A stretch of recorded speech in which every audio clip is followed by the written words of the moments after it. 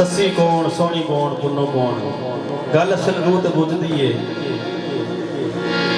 तो मियां दायम साहब वस वाले का लिखा कलाम दास्तान सोहनी महिवाल मिर्जा इज्जत बेग ओदी गल कर लगे हैं। मिर्जा इज्जत बेग अपने गुलाम नाल एक मशवरा करता है ते की मशवरा करता है।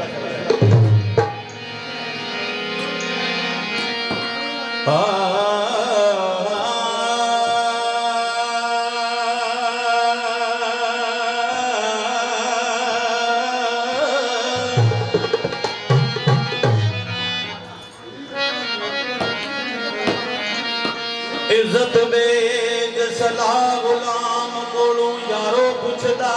याज दी नाल पिया कोई दस तदबीर दना है तू अंदर भांडियां दा लगा टाल पिया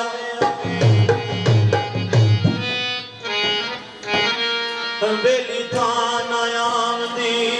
ए नजर कोई किथे रखिए करे सवाल पिया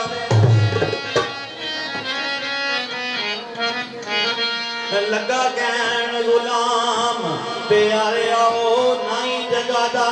शहर विच गाल पिया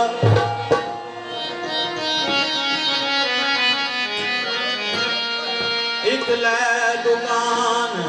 मावारी उत्ते भांडे वेच बाजार दी चाल पिया नाले आमदा मोड़ भी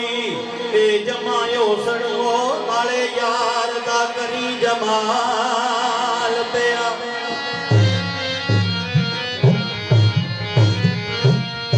ते कोले इश्कुरी भी बैठे सन इश्कुरा ने क्या इश्क आखिया मोड़ पुआंदे सांजी इश्क आखिया मोड़ पुआंदे सा पावे ओ लख तू मत सखाल पे आओ सुने अखियां जोड़ो चरतियां ने